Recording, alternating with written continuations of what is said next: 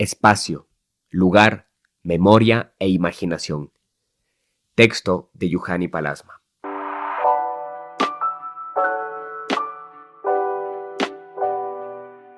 Publicado en el 2007 por el arquitecto finlandés Juhani Pallasmaa. Autor de numerosos artículos sobre filosofía, psicología, teoría de la arquitectura y arte. Este texto habla de la dimensión temporal del espacio existencial. Introducción.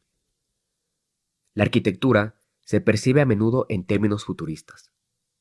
Se supone que los edificios novedosos sondean y proyectan una realidad imprevista, y la calidad arquitectónica se asocia directamente a su grado de novedad y singularidad. La modernidad ha estado en general dominada por este sesgo futurista. Sin embargo, el gusto por la novedad no ha sido probablemente nunca tan obsesivo como en el culto actual por el imaginario arquitectónico espectacular. En este mundo globalizado, la novedad no es solo un valor estético y artístico, sino una necesidad estratégica de la cultura del consumo. Y en consecuencia, un ingrediente inseparable de nuestra cultura. Sin embargo, las construcciones humanas tienen también el deber de preservar el pasado y permitirnos así experimentar y comprender la continuidad de la cultura y la tradición. No solo existimos en una realidad espacial y material, sino que habitamos también realidades culturales, realidades mentales y realidades temporales. La realidad existencial en la que vivimos es una condición espesa, estratificada y en constante cambio. La arquitectura es, ante todo, una forma artística de reconciliación y mediación. Y además de situarnos en un espacio y un lugar, los paisajes y los edificios articulan nuestras experiencias de duración y tiempo, entre la polarización del pasado y el futuro. De hecho, conjuntamente con todo el corpus de la literatura y el arte, los paisajes y los edificios constituyen la más importante forma de externalización de la memoria humana. Comprendemos y recordamos quiénes somos a través de nuestras construcciones físicas y mentales. Juzgamos también las otras culturas y las culturas del pasado a través de la evidencia que proporcionan las estructuras arquitectónicas que han producido. Así, los edificios proyectan las épicas narrativas de la cultura y la tradición. Además de sus objetivos prácticos, las estructuras arquitectónicas juegan también un significativo papel existencial y mental. Domestican el espacio para que el ser humano lo ocupe mediante la transformación de espacios anónimos, uniformes e ilimitados en lugares concretos y significativos para el ser humano. El hecho de que estas estructuras hacen también tolerable el tiempo infinito, al dar una medida humana a la duración, es igual de importante. Como afirma el filósofo Carsten Harris, la arquitectura ayuda a sustituir una realidad sin sentido por una realidad teatral, o mejor dicho, arquitectónicamente transformada. Esta realidad nos atrapa y mientras nos rendimos a ella, nos ofrece la ilusión del sentido. No podemos vivir en el caos. El caos debe transformarse en cosmos. Como conclusión, Harris llega a afirmar que la arquitectura no trata solo de la domesticación del espacio, sino que constituye una profunda defensa contra el terror del tiempo. En general, los entornos y los edificios no responden solo a objetivos prácticos y utilitarios, sino que también ayudan a estructurar nuestra comprensión del mundo. La casa es un instrumento para afrontar el cosmos, afirma el filósofo Gaston Bachelard. La idea abstracta e indefinible está siempre presente y representada en nuestros paisajes más inmediatos. Cada paisaje y cada edificio es un mundo condensado y una representación microscópica de nuestro lugar en el mismo.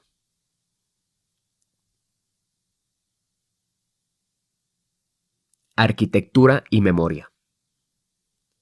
Las imágenes arquitectónicas fueron, naturalmente, utilizadas como mecanismos mnemotécnicos por los oradores de la antigüedad.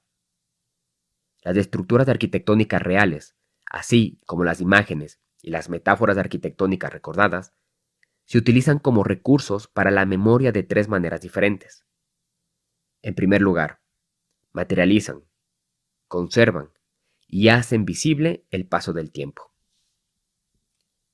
En segundo lugar, concretan la rememoración al contener y proyectar los recuerdos. Y por último, estimulan e inspiran tanto nuestra evocación como nuestra imaginación. La memoria y la fantasía y los recuerdos y la imaginación están relacionados. Y estas relaciones siempre tienen un contenido situacional y específico. ¿Quién no puede recordar apenas puede imaginar? Pues la memoria es el terreno donde crece la imaginación. La memoria es también el terreno de la identidad, porque somos lo que recordamos. Los edificios son casas de almacenaje y museos del tiempo y del silencio. Cuando entramos en un monasterio románico, podemos todavía experimentar el silencio del universo. Las estructuras arquitectónicas tienen la capacidad de transformar, acelerar, ralentizar y detener el tiempo. Algunos tipos de edificios, como los monumentos, las tumbas y los museos, se conciben y construyen deliberadamente con el fin de preservar y evocar recuerdos y emociones específicos. Los edificios pueden sostener sentimientos de dolor y alegría, melancolía y júbilo, así como miedo y esperanza. Todos los edificios mantienen nuestra percepción de la duración y la profundidad del tiempo, y registran y sugieren narrativas culturales y humanas. No podemos concebir o recordar el tiempo como una dimensión meramente física. Podemos comprenderlo solo a través de su actualización, a través de rastros, lugares y acontecimientos temporales. Al reflexionar sobre las imágenes compuestas de las ciudades en la memoria, Joseph Brodsky encuentra estas ciudades siempre vacías y señala 2 puntos. La ciudad de la memoria está vacía porque resulta más sencillo para la imaginación hacer aparecer arquitectura antes que hacer aparecer a los seres humanos. Y yo me pregunto, ¿es esta la razón intrínseca por la que los arquitectos tendemos a pensar más en la existencia material de la arquitectura que en la vida y las situaciones humanas que tienen lugar en los espacios que proyectamos? Las estructuras arquitectónicas favorecen la memoria. Sin duda, nuestra comprensión de la profundidad del tiempo sería mucho más débil, sin la imagen de las pirámides en nuestras mentes, por ejemplo. La simple imagen de una pirámide marca y da concreción al tiempo. Recordamos nuestra infancia a través de las casas y de los lugares en los que hemos vivido. Hemos proyectado y escondido fragmentos de nuestras vidas en paisajes y casas habitados. Del mismo modo que los antiguos oradores situaban los temas de sus discursos en los contextos de edificios imaginarios. La rememoración de lugares y estancias genera el recuerdo de acontecimientos y personas.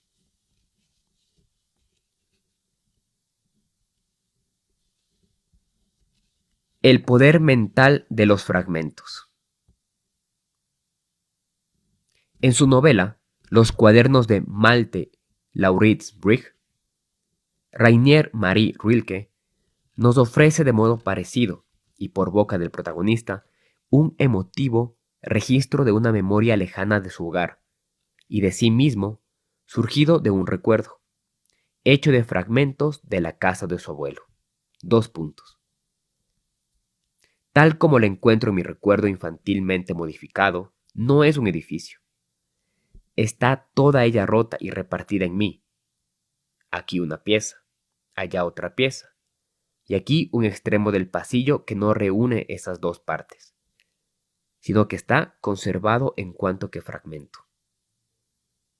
Así es como todo está desparramado en mí. Todo esto está aún en mí y nunca dejará de estarlo.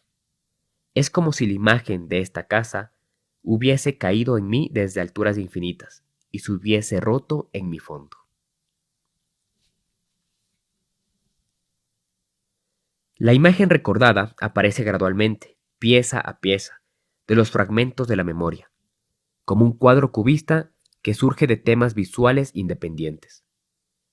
He escrito sobre mis propios recuerdos en la humilde granja de mi abuelo, y he señalado cómo la memoria de la casa de mi más temprana niñez no es más que un collage de fragmentos, olores, condiciones lumínicas, sentimientos concretos de recinto e intimidad, pero rara vez memorias visuales precisas y completas.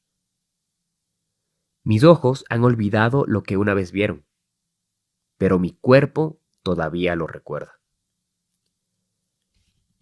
Los edificios y sus restos sugieren historias del destino humano, tanto real como imaginario. Las ruinas nos hacen pensar en vidas que ya han desaparecido e imaginar el destino de sus ocupantes fallecidos. Las ruinas y los escenarios erosionados tienen un especial poder de evocación y emoción, y nos obligan a recordar e imaginar. Lo incompleto y lo fragmentario tienen un poder especial para la evocación. En las ilustraciones medievales y en la pintura renacentista, a menudo las escenas arquitectónicas se representan a través del simple canto de un muro o el hueco de una ventana. Pero basta con ese fragmento aislado para evocar la experiencia de un completo entorno construido. Este es el secreto poder de evocación del arte del collage. Sin embargo, arquitectos como John Swanee o Alvar Aalto han utilizado también el poder emotivo del fragmento arquitectónico. Los restos y las manchas del testero de una casa vecina son el detonante de la descripción que Rilke hace de las imágenes de la vida vivida en una casa abandonada y demolida. 2 puntos. Pero lo más inolvidable eran los muros mismos. La vida tenaz de este cuarto no había podido ser completamente triturada. Allí estaba todavía. Se agarraba a los clavos que habían olvidado quitar. Se apoyaba en un estrecho trozo de piso. Se había acurrucado en los rincones donde quedaba aún un poquito de intimidad. Se la percibía en los colores que lentamente, año por año, había transformado. El azul en verde color moho, el verde en gris, el amarillo en un blanco fatigado y rancio.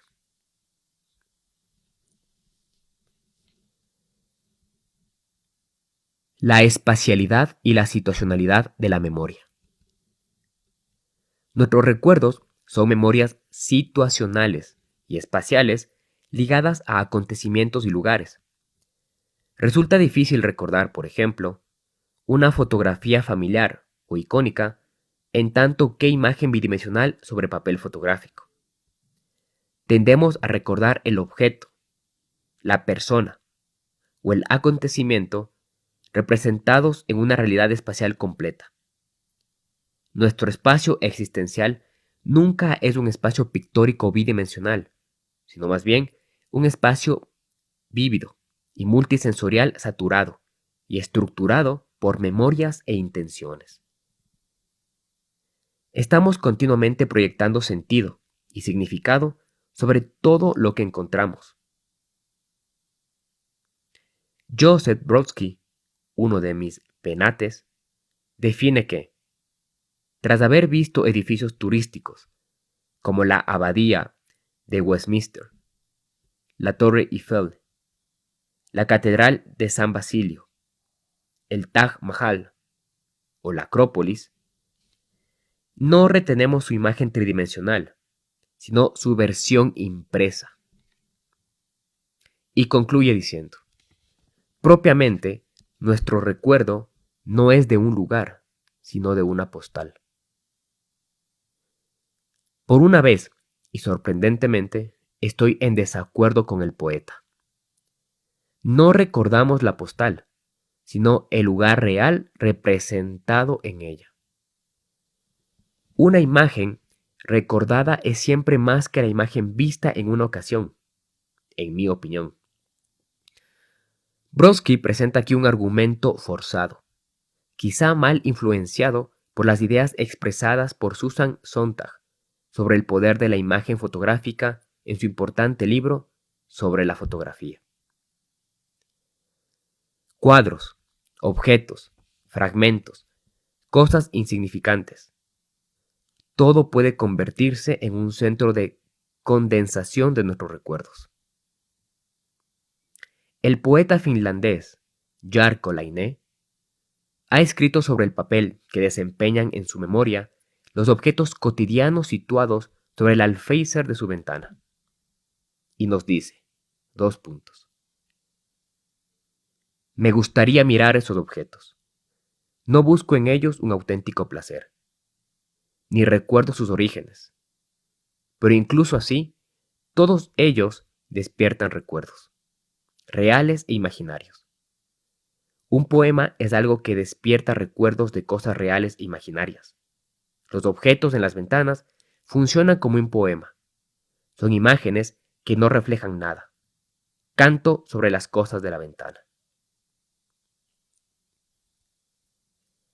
El significado de los objetos en nuestro proceso de recordar es el motivo por el que nos gusta tener objetos familiares o singulares a nuestro alrededor. Expanden y refuerzan el reino de los recuerdos y eventualmente el sentido que tenemos de nosotros mismos. Pocos de los objetos que poseemos son estrictamente necesarios por motivos utilitarios. Su función es psicológica y social. Wallace Stevens decía, yo soy lo que me rodea. Noel Arnaud afirma, yo soy el espacio donde estoy. Estas formulaciones condensadas, escritas por 2 poetas, enfatizan la interrelación del mundo y el yo, así como el territorio externalizado del recuerdo y la identidad. Una estancia puede ser personalizada y poseída por alguien, transformándola así en un lugar para el sueño. Los actos de recordar y soñar están interrelacionados. Como dice Gaston Bachelard, la casa alberga el ensueño. La casa protege al soñador. La casa nos permite soñar en paz. Una cualidad fundamental de un paisaje, una casa o una estancia es su capacidad de contener y evocar una sensación de seguridad, familiaridad y de sentirse como en casa, así como de estimular fantasías. No somos capaces de tener una profunda imaginación en el exterior y en la naturaleza salvaje.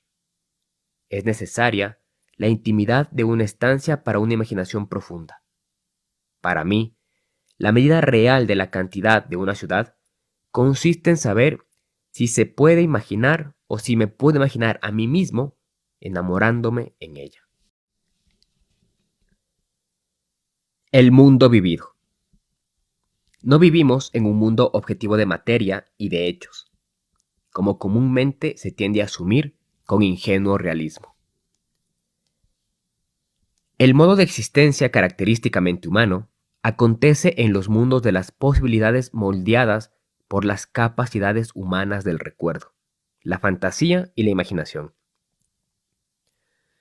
Vivimos en mundos mentales donde lo material y lo espiritual, así como lo experimentado, lo recordado y lo imaginado, se funden constantemente. Como consecuencia, la realidad vivida no sigue las reglas del espacio ni del tiempo, tal como las define y mide la física. Quisiera defender aquí que el mundo vivido es esencialmente no científico, según los criterios de la ciencia empírica occidental.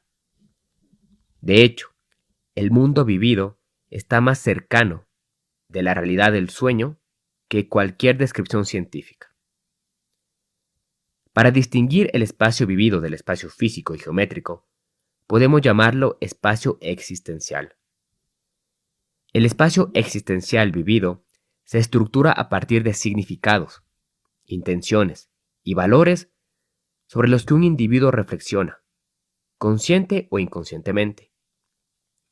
Así, el espacio existencial posee una cualidad única, interpretada a través de la experiencia y la memoria del individuo.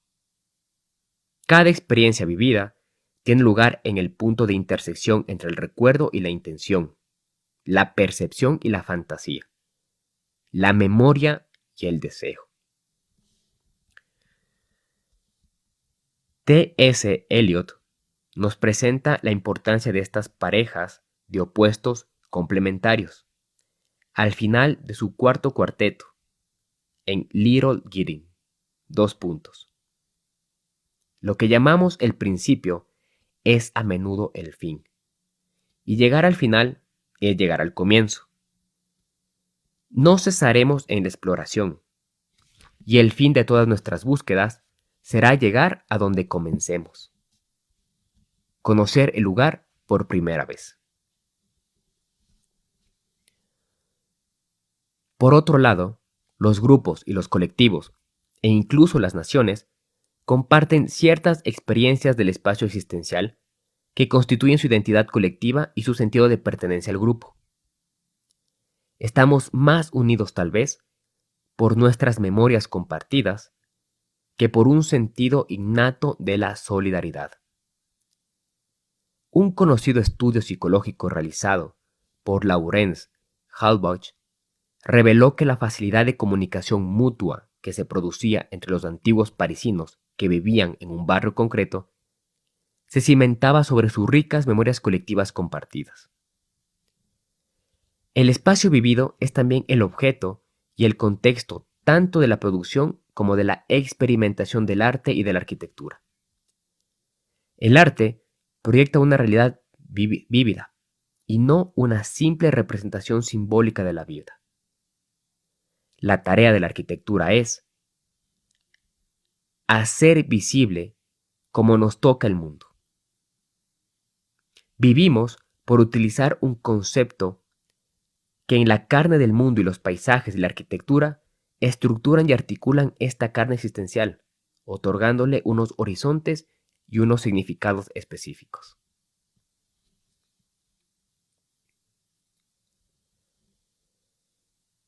La experiencia como intercambio. La experiencia de un lugar o de un espacio supone siempre un curioso intercambio. Cuando yo me fijo en un espacio, el espacio se fija en mí. Vivo en una ciudad y la ciudad habita en mí. Estamos en continuo intercambio con nuestro entorno. Lo interiorizamos y simultáneamente proyectamos nuestros cuerpos o aspectos de nuestros esquemas corpóreos hacia él. La realidad y la memoria, la percepción y el sueño se funden. Este entretejimiento y esta identificación secreta, física y mental tienen también lugar en toda experiencia artística. De acuerdo con la visión de Joseph Brodsky, cada poema le dice al lector: sé como yo. En esto reside la fuerza estética de las auténticas obras de arte. Las internalizamos y las integramos con el sentido que tenemos de nosotros mismos. Una buena obra musical, poética o de arquitectura se convierte en una parte de mi yo físico y moral. El escritor checo Bohumil Hrabal nos ofrece una vívida descripción de esta asociación corpórea en la acción de leer. Cuando leo, de hecho no leo, sino que tomo una frase bella en el pico y la chupo como un caramelo. La sorbo como una copita de licor. La saboreo hasta que, como el alcohol, se disuelve en mí. La saboreo tanto tiempo que acaba no solo penetrando en mi cerebro y mi corazón, sino que circula por mis venas hasta las raíces mismas de los vasos sanguíneos. Recordar no es solo un acontecimiento mental, es también una acción de personificación y proyección. Los recuerdos no solo se esconden en los procesos electroquímicos del cerebro, sino que también se almacenan en nuestros esqueletos, nuestros músculos y nuestra piel. Todos nuestros órganos y sentidos piensan y recuerdan. La memoria corpórea. Soy capaz de recordar los cientos de habitaciones de hotel en las que durante mis 5 décadas de viajes por todo el mundo he morado temporalmente, con su mobiliario, sus colores y su iluminación, porque he invertido y dejado partes de mi cuerpo y de mi mente en esas anónimas e insignificantes habitaciones. El protagonista de En busca del tiempo perdido, de Marcel Proust, reconstruye de un modo parecido su identidad y su posición a través de su memoria corpórea. 2 puntos. Mi cuerpo, demasiado torpe para moverse, intentaba, según fuera la norma de su cansancio, determinar la posición de la pared y el sitio de cada mueble, para reconstruir y dar nombre a la morada que le abrigaba. Su memoria de los costados, de las rodillas, de los hombros, le ofrecía suavemente las imágenes de las varias alcobas en que durmiera, mientras que, alrededor suyo, las paredes invisibles, cambiando de sitio según la forma de la habitación imaginada, giraban en las tinieblas.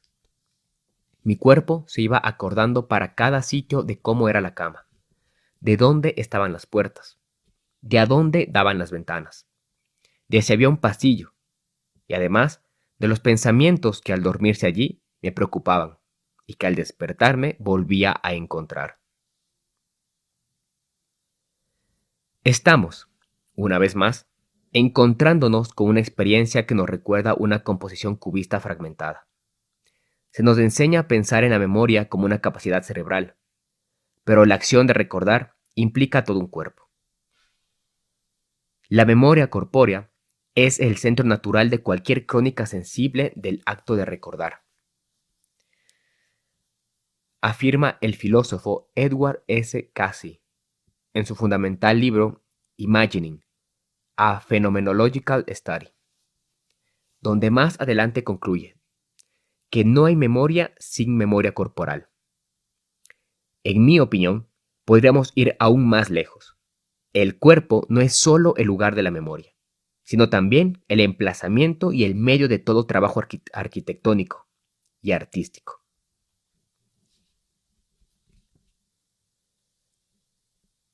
Memoria y emoción.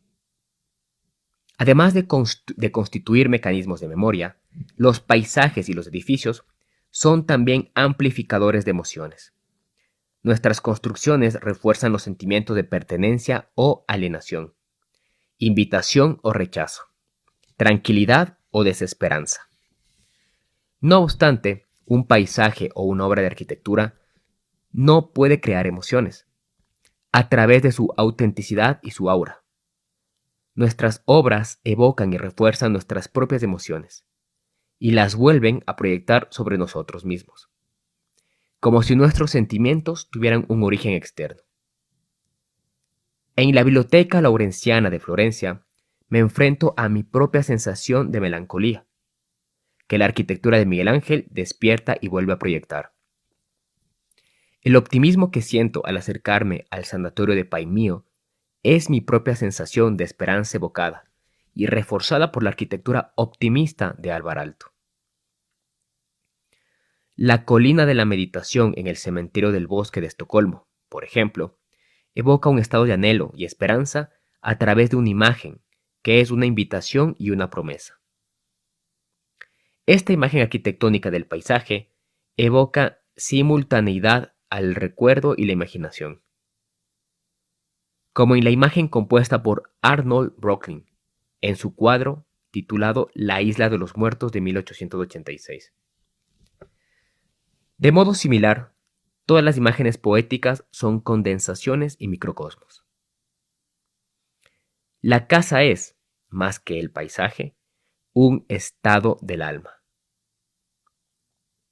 En efecto, los escritores, los directores de cine, los poetas, los pintores, no solo nos presentan paisajes o casas como entornos geográficos y físicos inevitables para los acontecimientos narrados en sus historias, sino que tratan de expresar, evocar y amplificar las emociones humanas, los estados mentales y los recuerdos a través de intencionadas descripciones de los entornos naturales o artificiales. ¿Qué pasa detrás de un muro?, se preguntaba el poeta Jean Tardieu. Sin embargo, los arquitectos rara vez nos paramos a imaginar qué sucede detrás de los muros que hemos levantado. Los muros concebidos por arquitectos suelen ser tan solo construcciones estetizantes, y vemos nuestro oficio como el de proyectar construcciones estéticas, más que como el de evocar percepciones, sentimientos y fantasías. Los artistas parecen comprender mucho mejor que los arquitectos la interrelación que existe entre los lugares y la mente, la memoria y el deseo humano. Este es el motivo por el que estas otras formas artísticas pueden aportar una inspiración tan estimulante para el trabajo del arquitecto, así como para la enseñanza de la arquitectura.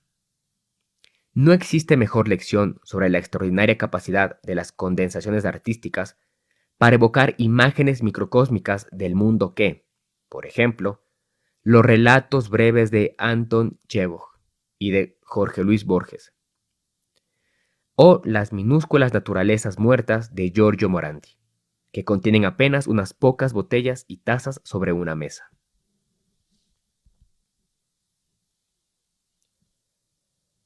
Lentitud y recuerdo, velocidad y olvido. Hay un vínculo secreto entre la lentitud y la memoria, entre la velocidad y el olvido. El grado de lentitud es directamente proporcional a la intensidad de la memoria. El grado de velocidad es directamente proporcional a la intensidad del olvido.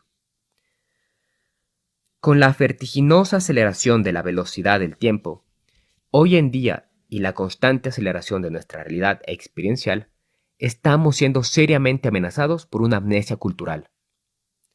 En la vida acelerada de hoy, podemos tan solo percibir, pero no recordar.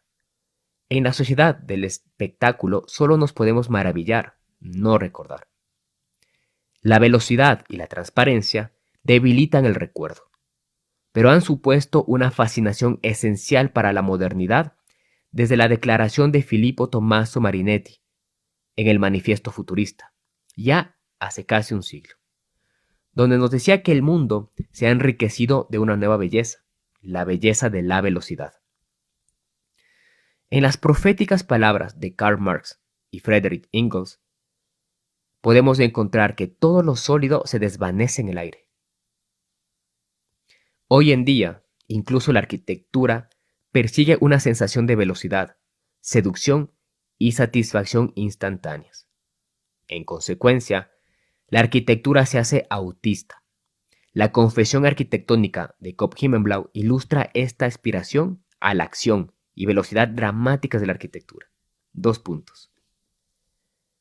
La estética de la arquitectura de la muerte en sábanas blancas. La muerte en habitaciones alicatadas de hospital.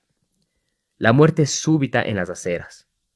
Muerte en una caja torácica, atravesada por un árbol de dirección de un coche. La trayectoria de una bala en la cabeza de un traficante de drogas en la calle 42. La estética del pip shop en cajas de plástico lavable, de las lenguas rotas o los ojos secos. No obstante, en mi opinión, la arquitectura es intrínsecamente lenta y tranquila. Una forma artística de baja energía emocional, comparada con el arte dramático, de impacto afectivo inmediato. El papel de la arquitectura no es crear unas figuras o sentimientos de fuerte protagonismo, sino establecer marcos para la percepción y horizontes para la comprensión. La tarea de la arquitectura no es hacernos llorar o reír, sino sensibilizarnos para poder entrar en todos los estados emocionales. La arquitectura es necesaria para proporcionar el fondo y la pantalla de proyección del recuerdo y de la emoción.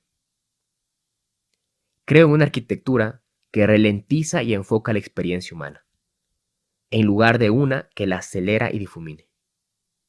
En mi opinión, la arquitectura tiene que salvaguardar los recuerdos y proteger la autenticidad y la independencia de la experiencia humana, como forma artística fundamental de emancipación. La arquitectura nos hace comprender y recordar quiénes somos.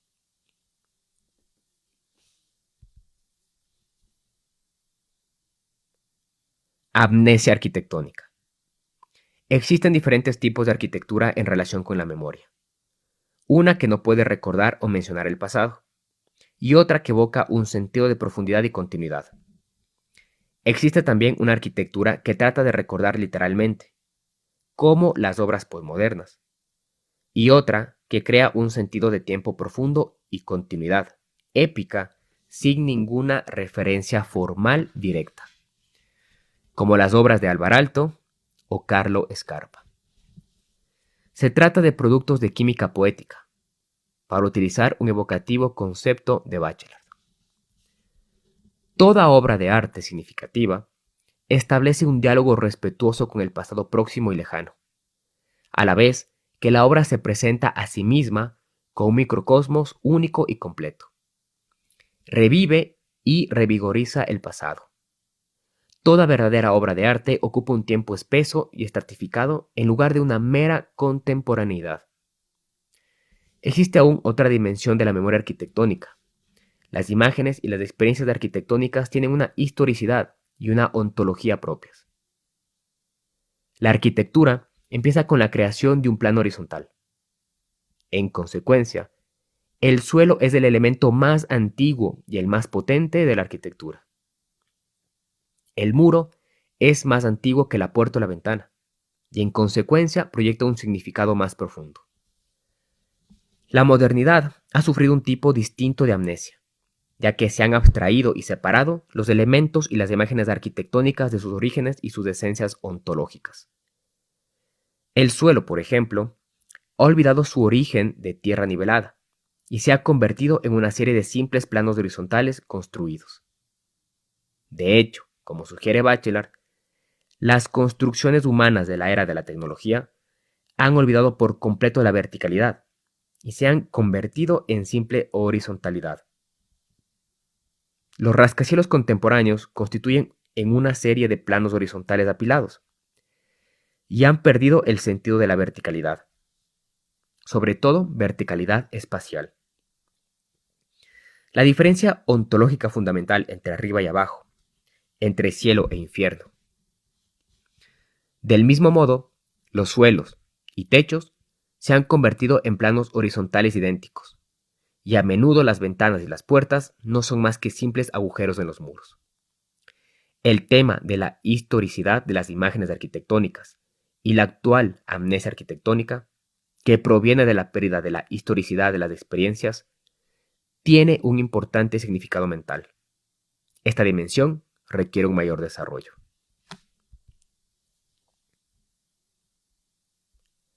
Los tiempos del arte. La obra de arte está, en su propia esencia, orientada hacia el pasado, más que hacia el futuro. Joseph Brodsky parece defender esta posición al afirmar, en el mismo proceso de rememorar, hay algo que es claramente atávico, aunque solo sea porque ese proceso no es nunca lineal. Además, cuantas más cosas recuerda uno, más cerca está de la muerte. En cualquier experiencia significativa, los estratos temporales interactúan. Lo que se percibe interactúa con lo recordado, y lo innovador se encuentra con lo arcaico.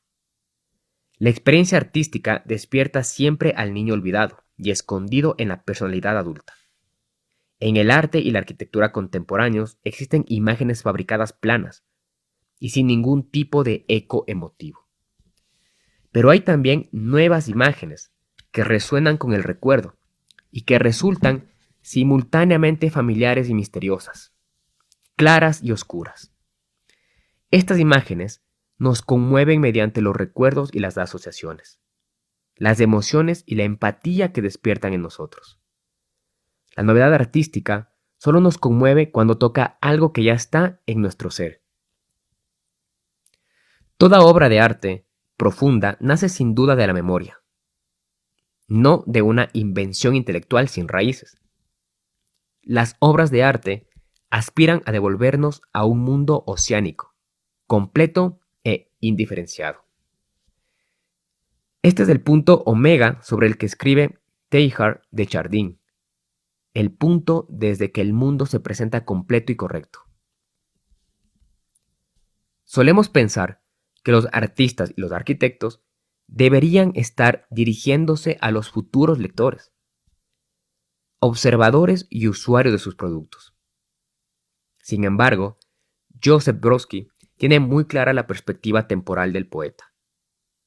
Cuando uno escribe poesía, su más inmediato público no son sus contemporáneos, ni por supuesto la posteridad, sino sus predecesores. Ningún escritor real trató jamás de ser contemporáneo, afirma Jorge Luis Borges.